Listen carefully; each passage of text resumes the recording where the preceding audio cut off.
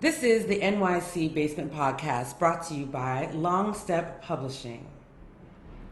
I'm your host, Shelley Nicole, and we are excited to have on the show with us today, Jose Olivarez. Welcome to the show. Thank you for having me. I'm excited to be here. Absolutely. I'm going to embarrass you a little bit. I like to read people's bios because, I like to let everybody know who we're really sitting here with. So, poet, educator, performer, Jose Olivarez is the son of Mexican immigrants.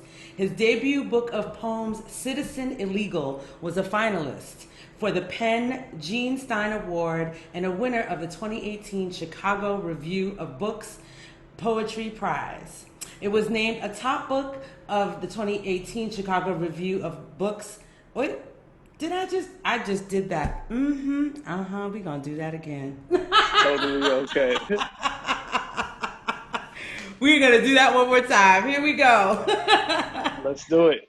Poet, performer, educator, Jose Olivarez is the son of Mexican immigrants. His debut book of poems, Citizen Illegal, was a finalist for the PEN Gene Stein Award and a winner of the 2018 Chicago Review of Books Poetry Prize.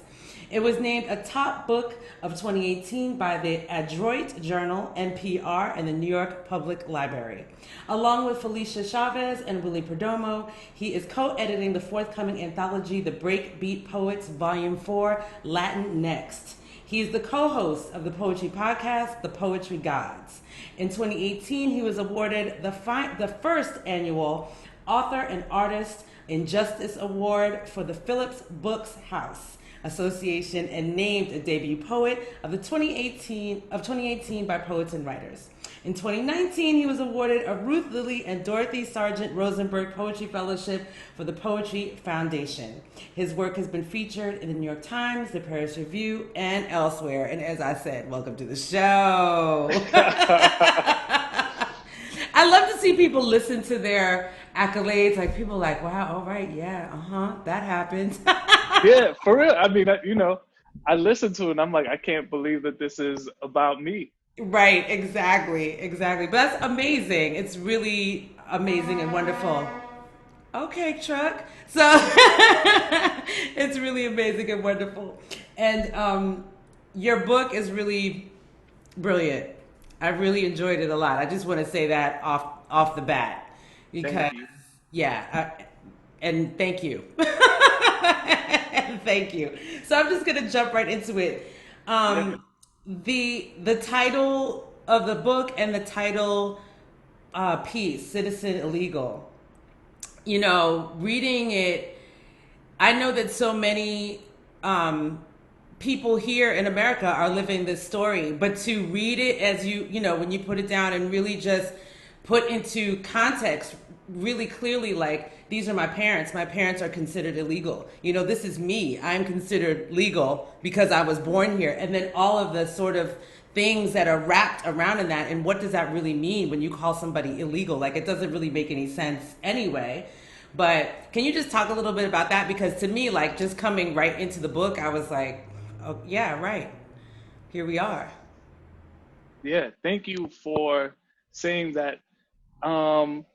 What I was trying to do was kind of tease apart the way that identity can change, right? And who you are and how people view you can change depending on what room you're in and depending on various parts of your identity, right?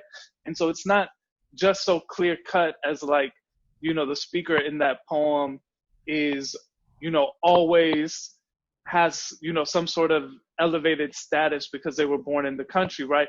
In any given room, their status might be questioned. And gender plays a part in it and all these things. So what I was trying to do was just kind of think about how do these identities overlap and like how complicated it is, but also how cruel it can be that people can judge you without really knowing anything about you. Um, so that was kind of what I was playing with, and that, in particular, I was just thinking about like all the times that I spent with my parents growing up, translating for them in like rooms with doctors, right, where the doctors, kind of they they almost acted as though my parents were dumb for not being able to speak English at a particular level, right? Right. Um, and and then to see my parents go from that moment of vulnerability and having to rely on me as a child to see how much they worked and just like try to put us in the best, how powerful they were, right, that they were making choices and also trying to get us into the best possible situation. Um so to me, that was like an example of that contradiction, right? Like my parents to me were everything to me. They are so powerful, and they're not at all these kind of like people to be pitied, right? And then in another instance, I could see that the world wanted to make them a lot smaller. Yeah, I that was so yeah, it was like I said, it was really powerful to read it like that, because like I said, it's something that I know, I have friends, folks that talk about that, but just to really put it in that sort of very, when you seeing things on the page in that kind of context, like it yeah, thank you for sharing it like that. I'm just going to say again because it just gave me another way of thinking about it, even though it's something that I know is happening all the time. You know, Yeah. so in just staying with your parents and that piece, my parents fold like luggage. Now, is that their story? Yeah, so that's how my parents came to the United States. They were they like got into the trunk of a car. I think it was like maybe three of them in there, three people in the trunk of a car, and they came to the United States. And this was in the late 1980s. Mm-hmm. So the border wasn't as militarized back then, and so Mm. um, basically you had a border patrol official at the border, and if they didn't feel like doing a check, then you kind of just cross right over. Things now are a lot more different for a whole Right. bunch of reasons. But yeah, Right. so that's Right. how my parents came to the United States. When did you learn that story? How old were you? I mean, I was young, but the thing that I think about is like for a long time I didn't really understand what all of these things meant. You know what I Mm-hmm. mean? Like Mm-hmm. um, I remember growing up, we spent a lot of time at an immigration lawyer's office, but my parents didn't explain to me that we were there because, you know, if they were caught by Border Patrol, they might be deported. You know what I mean? Right. Like, Absolutely. I just knew that we had to go every Saturday and like we had to go sit in this office and, we couldn't watch Saturday cartoons the way other kids could watch. Right. Um, so I heard it as a kid, but I didn't understand how high the stakes were. It Mm. wasn't until later that I was like, oh, it was my parents weren't, riding in the trunk of a car, because it was fun or an adventure. Like they were trying to, they had to do what they had to do, and this was how they were able to get across into the country. So I think maybe the first time I heard it was probably when I was like 8 or 9 years old. Um, and so but that story has continued to take on new meaning for me, right? Now that, my parents were probably 22 or 23 when they moved across the border to the United States from Mexico, right? And Right. now as a 30-year-old who sees like how difficult it is to move even like across state lines or even across neighborhoods, right? Who sees Right. how difficult it is, to do a lot of things, to see how bold they were and how much they risked, again, gives me a further appreciation for um, how unfair the situation is, and then also like just again how powerful my parents are. Yeah, absolutely. Absolutely. Cuz like in the piece where it was like why didn't you get stopped? And it was like basically just by the grace of God. Like that's it. That's the Yeah, only reason, you know? And yeah, so yeah, yeah. Yeah. Are your parents still with us?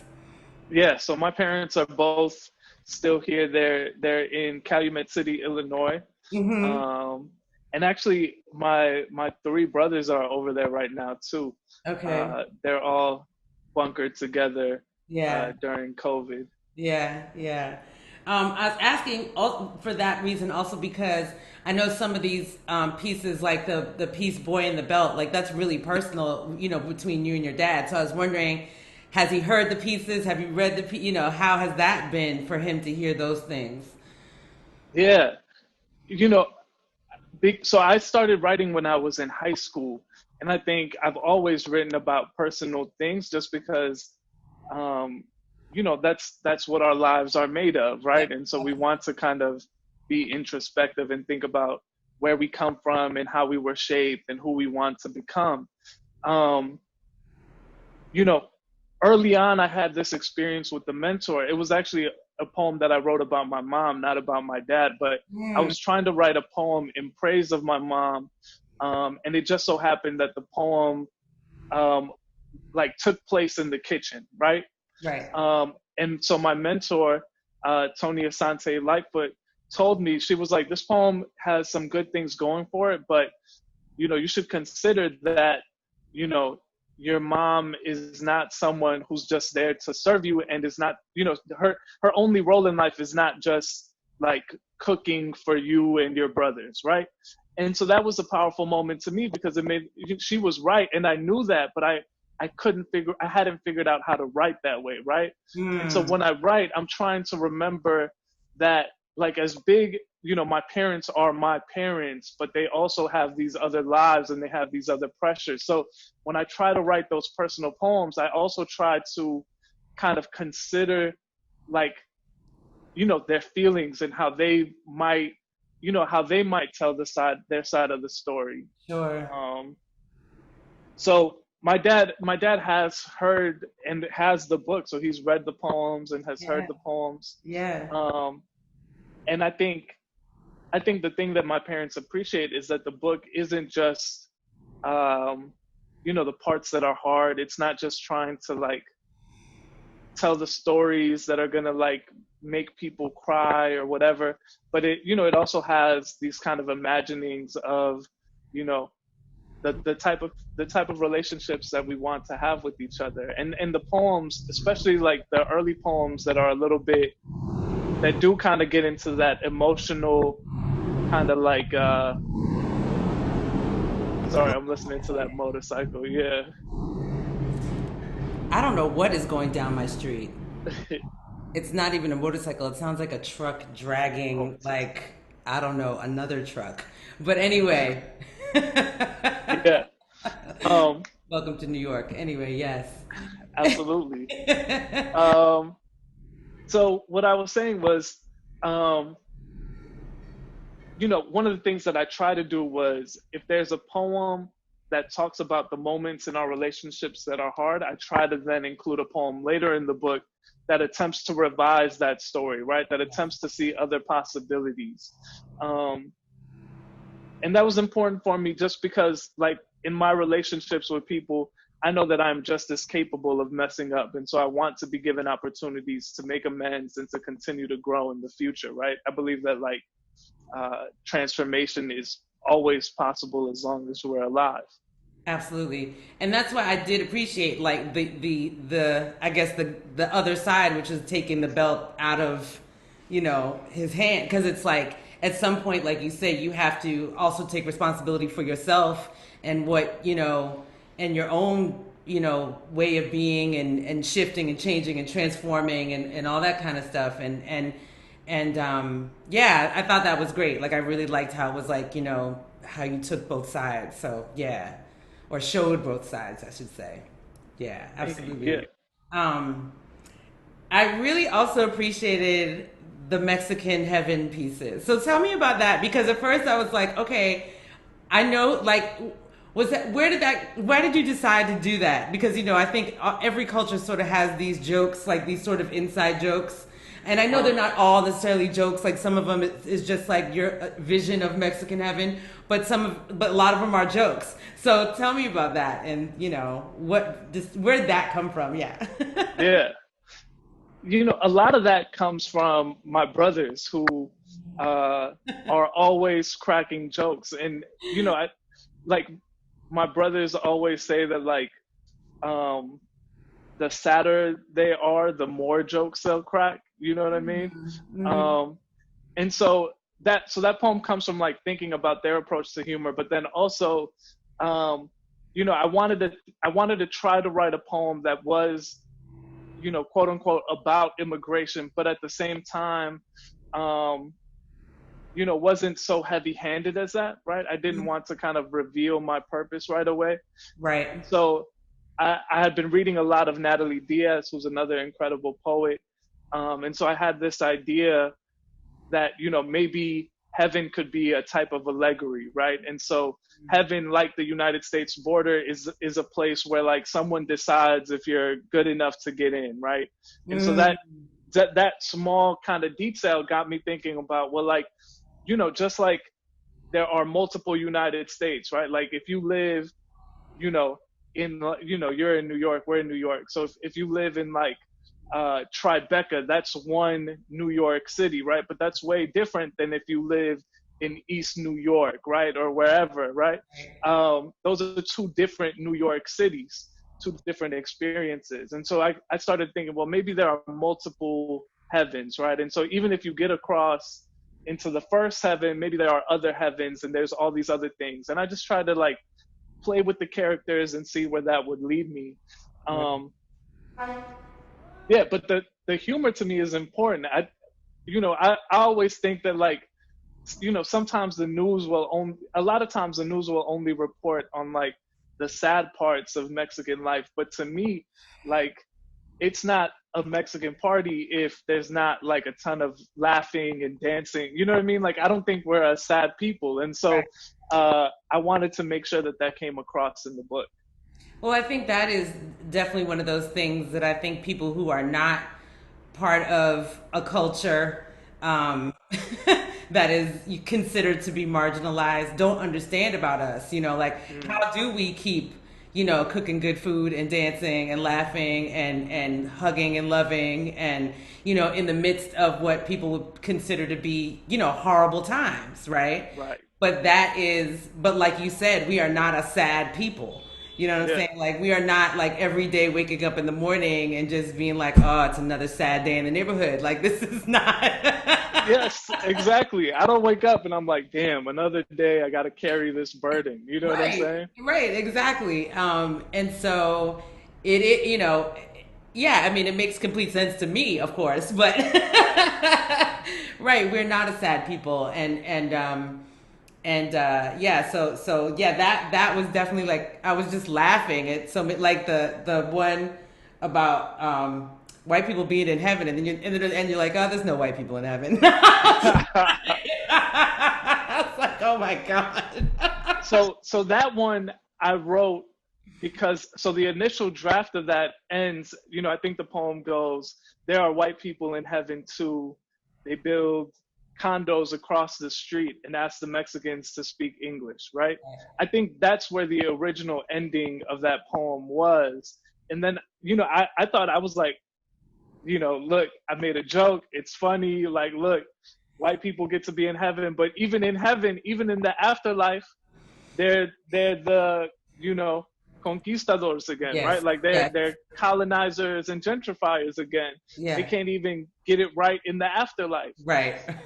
And then I thought about it and I was like, the joke's on me because even in my envisioning of heaven, I can't envision a world without having Mm, this type of without gentrification, right? mm. So and so I wrote the second part of that poem as a correction. So that's where the punchline comes in, right? What turned out to be the punchline. Just Yes. kidding.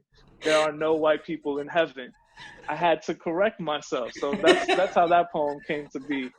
You see, I'm still laughing. It was so funny. It was so unexpected. That's why I was like, oh wait.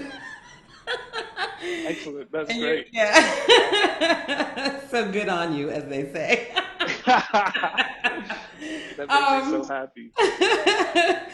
another piece that made me very happy was your ode to Scottie Pippen, because I love Scottie Pippen, and I think so many people who are real basketball heads, like, they really understand the genius that is, Scottie Pippen was Scottie Pippen, in that time. So I just was like, I just read it and I was like, Yes. That makes me yes. so happy.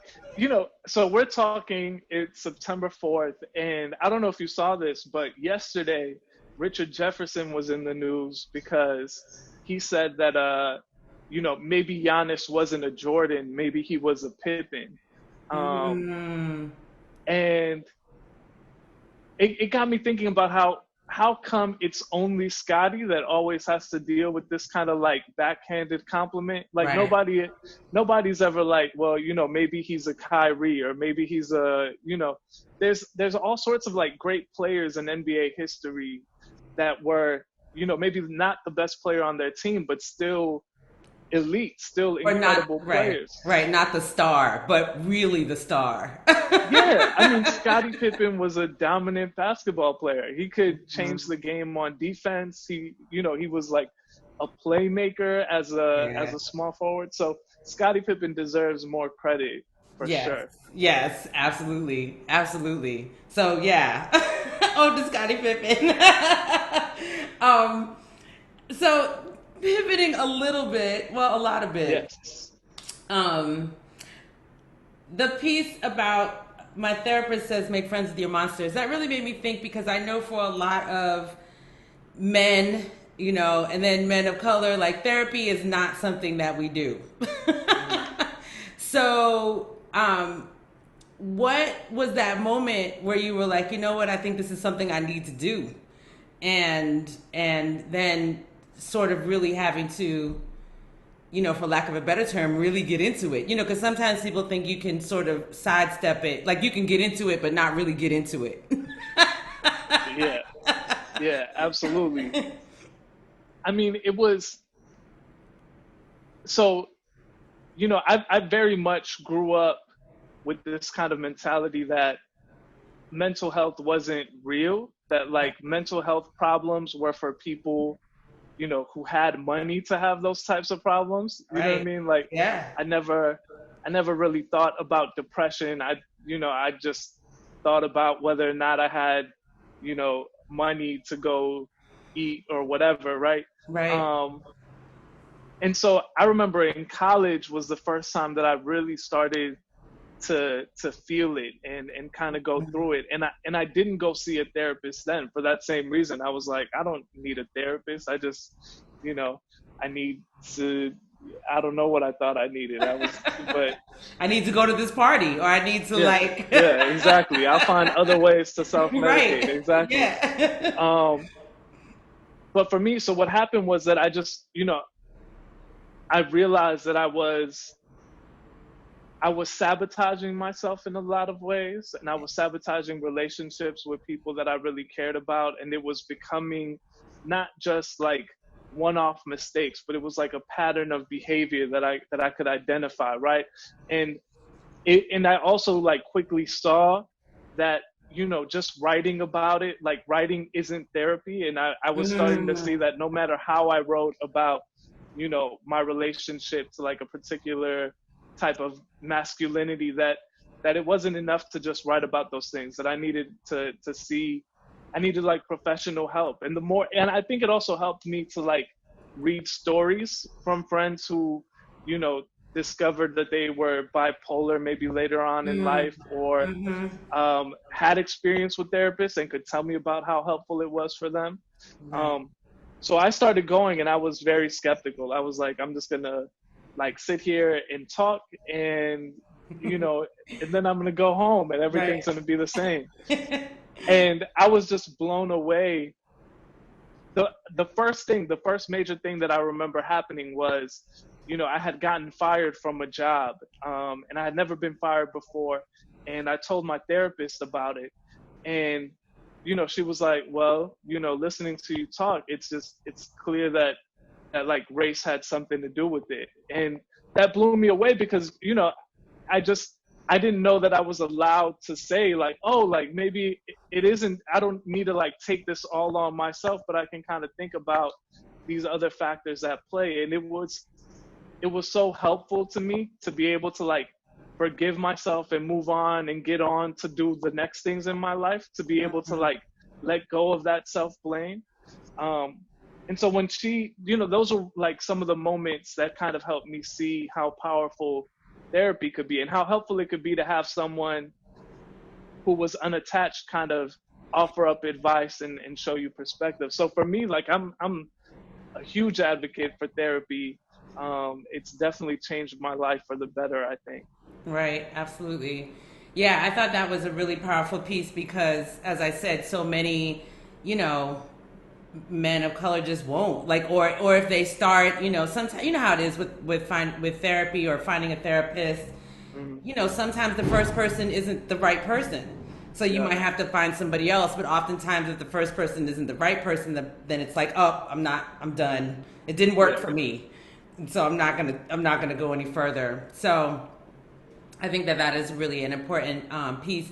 And also, and I shouldn't say also, but um, uh, I thought, well, I don't know if these two things are connected, but I was looking at the piece Mexican Obituary and thinking about too how, because when I read the piece, I was like, oh, this is sort of strangely like the first thing I thought of was Black Lives Matter, right? mm, Because, we're all sort of in this, sort of, um, I think, Black and Latinx people sometimes get morphed together in sort of in this like people of color pod, but our right, experiences are very different. And also the messaging is very different. And it's like, so when I'm reading that piece, it's like, right, there are folks, in various different POC sections of the world who like, I can be POC, but I don't want to be those Black people. hmm, You know what I mean? hmm, So in reading that piece, I was just thinking like, what that felt very, as we talk about, I should say, sort of like the things that people talk about inside of their communities, but don't really come out so much, but you see it happening, but you don't, it was just, I don't know, like looking at it, I was like, huh, right. It's like, I'm going to do all the things I need to do, I want to be myself. I want to have what I have, but I want to be a little bit above these people. I just don't want to be like, let me just be over here. So I don't know. Maybe just talk to me about that because when I read it, I was just like, right, there is this thing, and it is. I don't know if the word is pervasive, but it's this thing of like I can be anything as long as I'm not those people because they're sort right, of like at the bottom of the bottom of the bottom. right. So Mexican American Obituary is a poem that I wrote, um, I think probably in 2015, if I'm remembering correctly. And what I was seeing was, a couple of different reactions from some of my Latinx friends, and so, and some of, in particular, my non-Black Latinx friends, right? Which is, one, sometimes an impulse to be like, well, I see so many people talking about Mike Brown, but how come nobody's talking about, ex, Latino person that was killed by the police, right? Uh, which is really harmful because it's, like, if you believe that people should be talking about that person, then go ahead and organize and do the work to make it happen, right? Um, and two, it's just kind of rooted in this like strange belief that like that either Black people are lying about what's happening to them or are maybe too loud about what's happening. um so there was that reaction, or then the other reaction was like a belief in the police, right? Like a belief that the police are correct to be scared in these situations. um and I see it a lot less now. I think even my friends who like used to post that way, like, I think have like engaged with people and have learned and now like firmly understand that, you know, like nobody is lying about racism.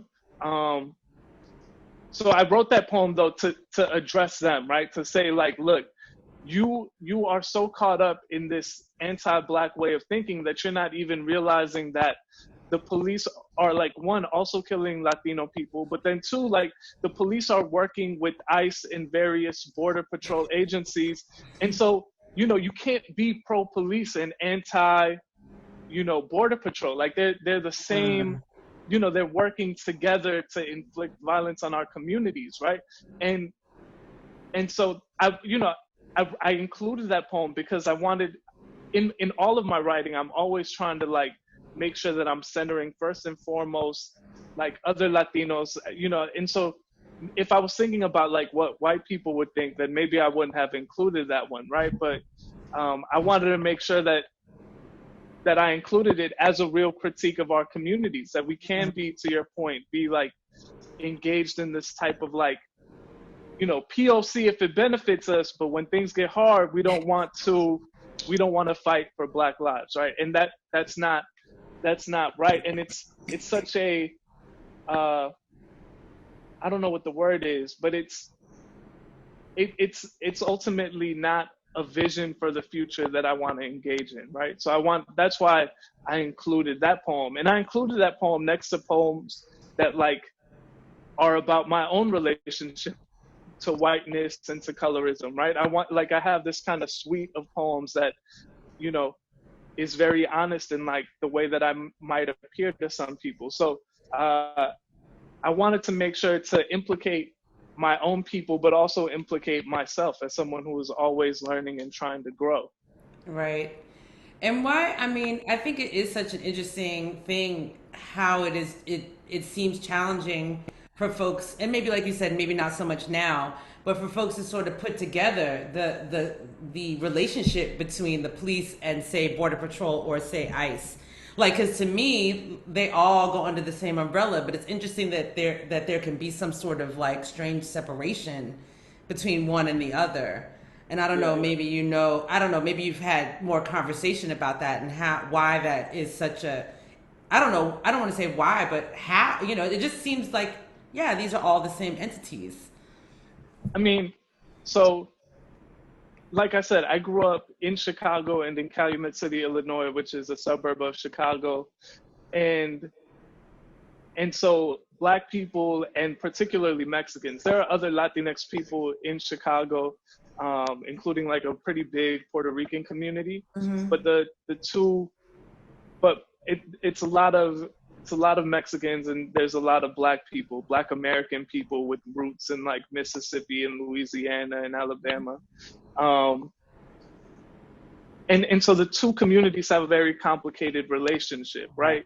Right. Like there are a lot of Black people that distrust Mexicans because, they might see that, companies are more eager to hire Mexican people, and particularly undocumented Mexican people, that they can pay less, right? Right. And those folks are also a little bit short-sighted because they're not seeing that, they're not taking less because they want to take less. Right. Those people are being exploited because they don't have any protection they don't have any legal protection, right? So they can, if someone steals their wages, it's not like they can go to the cops, right?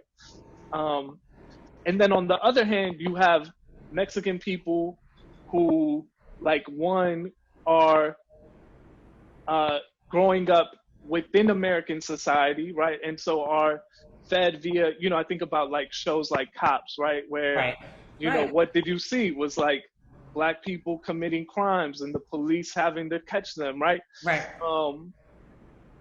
And so because of that are like, perhaps are just carrying on that sentiment. I think also, so,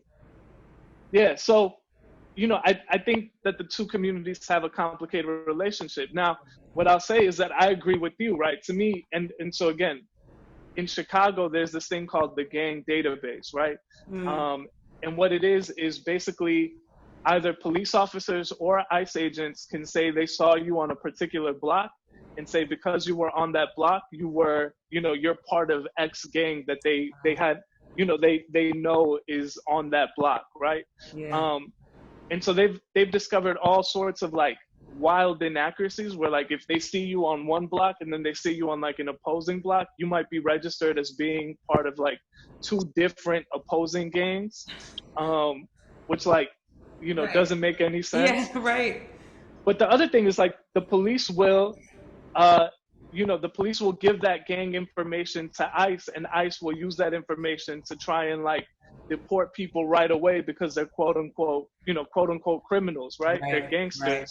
Right. Um, so in Chicago, it's very clear that like those two evils are working together.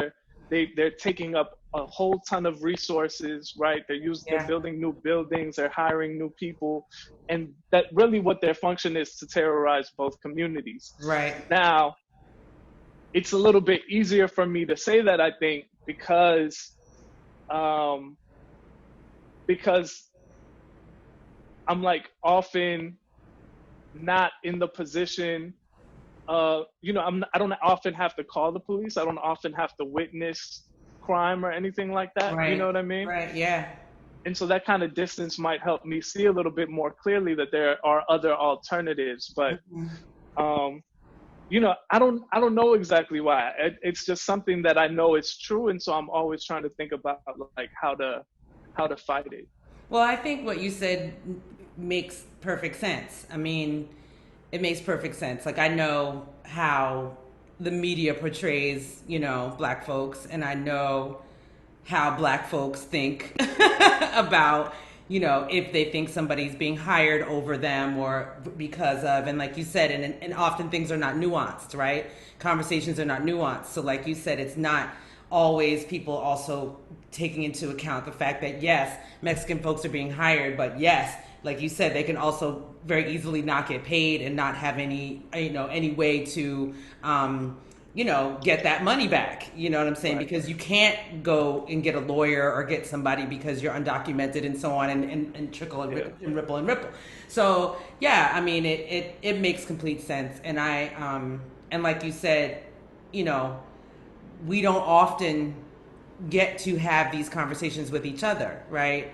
Like it's sometimes, it sometimes it will happen and sometimes it won't, and sometimes when it happens it's just kind of by accident, right? It's just sort of like I happen to Yeah. be here and happen to be with this person and we happen to have this conversation, and now I have a little bit more understanding. So Absolutely, right? Like yeah. a lot of places in the United States are still very segregated, Yes.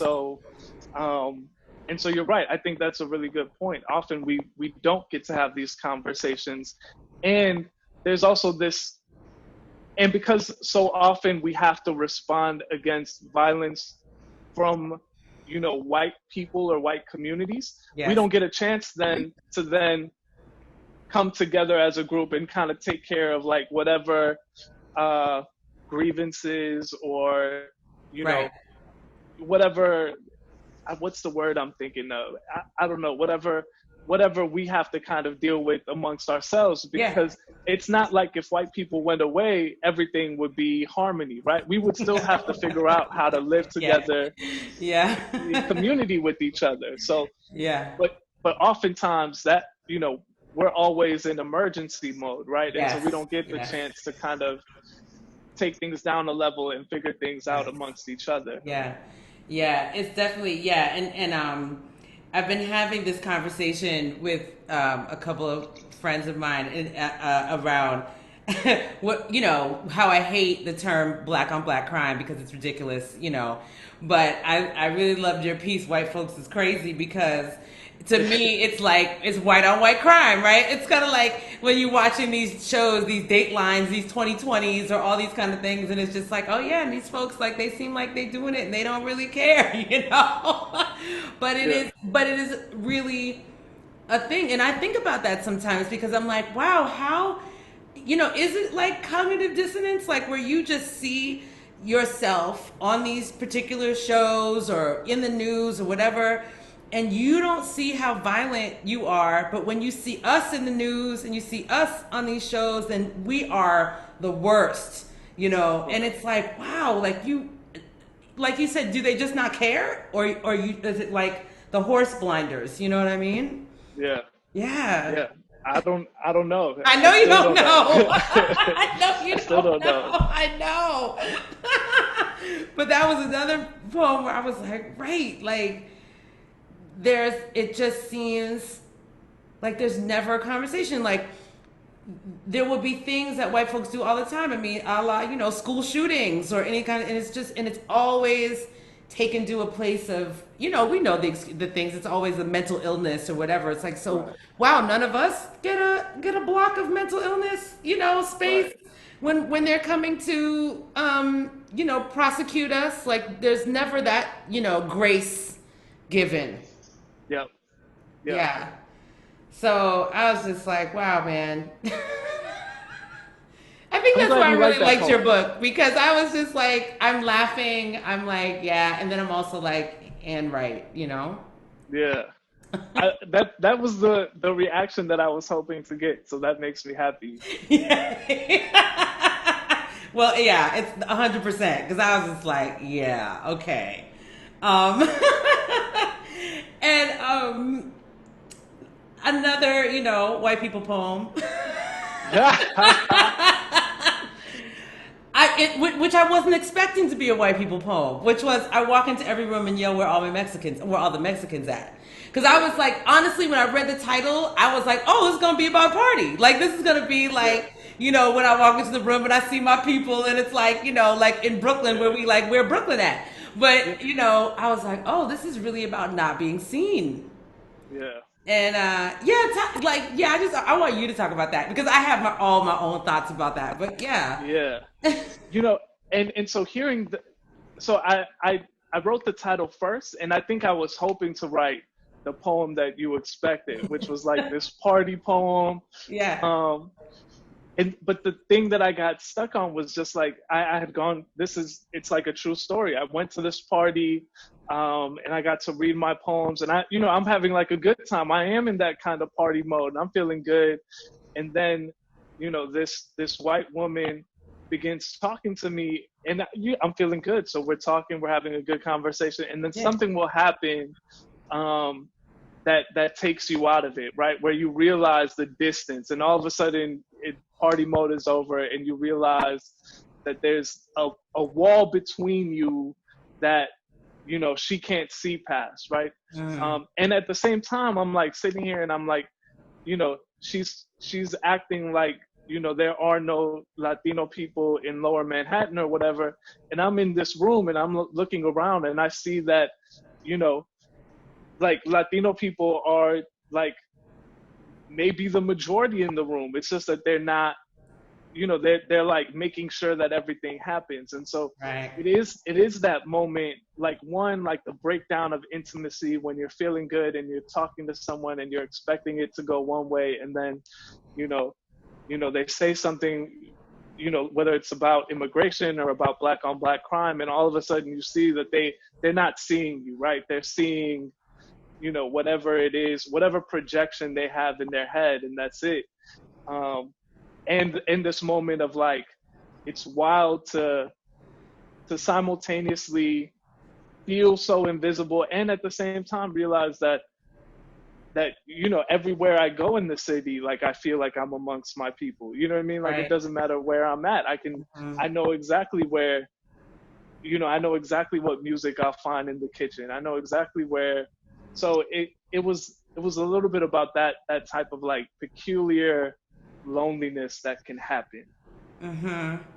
Yeah, and I pulled that, and then that thing also of how it is also amazing to me how again white people don't really like the filter is so off, like, and Mm, they don't really can't really put it together that like I'm standing here talking to this person and like just because they, perform, because I'm a performer too. So it's like, just because you performed or just because it doesn't disconnect you from the people that you're a part of, meaning the community that you're a part of. And so they sort of just like, it turns into like, well, you're not like that. Or you're not like those Mexican people, or you're not like Sure. those black people. And it's like, what? Yeah. Yeah. And but it's also, so in that particular poem, the Yeah. moment that happens is, I remember it is, she goes, well, you must feel really lucky to be here, right? And in that moment, it's like, oh, you think that there's something inherently awful or wrong about Mexico, right? And that the United States is such a perfect place that and maybe it was for her, right? Like maybe she's never had to deal with any of this, whether it's like not having health care or, with witnessing police violence or whatever. Like Right. maybe she has this other experience of the United States. But in that moment, it was just like, that's the moment where, it's like you were saying, right? You know, well, you must be so lucky not to be that type of Mexican, right? You must feel Right. so lucky to be here as opposed to there. Yeah, and it's so disappointing because, like I said, I was in, like, I'm not going there trying to like feel conflict. Like I'm going there to have a Right. good time and to enjoy Yeah. myself. Like I remember I was wearing like a three-piece suit. Like I'm in feel good mode, you know? And Yeah. then in that moment, you're like, well, now, I don't want to be here. I don't want to be in this suit. I like, I'm just like kind of sad. And so but it's one little thing. And then it's just like, again, it just shows you like, oh, we're living in two different places. Yeah, absolutely. Absolutely. Well, on a whole other up note, I know that you are co-editing the Breakbeats and Poets Volume 4 with Willie Perdomo, who is, a god. The GOAT. Yes. Legend. A legend, a god, and Felicia Chavez. So tell me about that. And is that still in the works? Are you guys finished? Or what's happening Yeah. there? So the Breakbeat Poets Volume 4 Latinx, the book is actually out. It came out Oh, during the coronavirus in okay. April. Um, so it's out now, which is really exciting. It's available through Haymarket Books.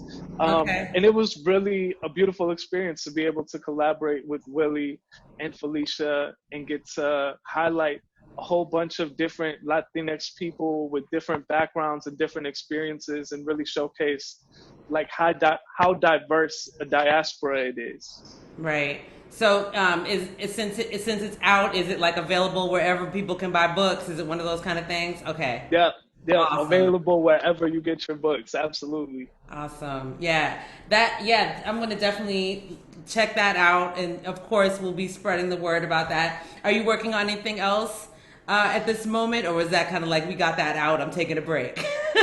Yeah. Well, I mean, what I always tell people when they ask me is like, I'm working on staying alive right now, given that Right. it's, Yeah. we're in the middle of a pandemic still, and all of the nightly violence and news that we learn about, and in the middle of like possibly an election being stolen. So that's, right. I'm Let's saying not no. even put that. Yeah. Let's not even put that into the air. Um, so that takes up the majority of my energy. I'm still writing poems from time to time. Hmm. Um, my friend Nate and I had a project earlier this summer where if people donated to a bail fund, Hmm. um, then we would send them like a one of one exclusive individual poem. Nice. Um, so I got to write some poems that way, which was cool. Yeah. And then I'm working on a short story right now. Okay. So the short story uh, is an inverse of the traditional immigration story, right? So traditional immigration stories from south to north. This Mm, one, like a couple of young people from Chicago decide to go back to Mexico to get reconnected, uh, and then of course find that maybe they are not quite as connected as they thought they would be, right? And so that's the idea. I'm about halfway through writing it, but I'm excited to keep working on that. That sounds cool. I like that. It's probably what all of us will encounter as we return to our motherlands. Because I know a lot of us, we go back to Africa and we find out it's beautiful and it's wonderful, but we're not quite as connected as we thought. It's complicated, right? Absolutely. Yeah, because we are Americans, whether we like it or not, we really are. Yeah. We really, really are. But I want to say thank you so much. It's been a pleasure talking to you. And I'm glad, we were able to make this happen. Yeah. And as I was saying, and I'll say to our audience that the book is called Citizen Illegal. And it's through Haymarket Books. And you can find it wherever books are sold. So please pick it up. I really enjoyed this book a lot. And I'm going to be telling my people. I mean, I know we're on a podcast, but I'm going to be telling people personally. Thank you. You're so welcome. So enjoy the rest of your afternoon and be well and be safe. You too, Shelley. I really appreciate it. Thank you so much for talking to me. Absolutely. Have a good one. Take care. You too. All right. Bye. Thank you for listening to the NYC Basement Podcast. Please subscribe wherever you listen to podcasts. The NYC Basement Podcast is brought to you by Long Step Publishing and is produced by Chris Dozier. See you next time.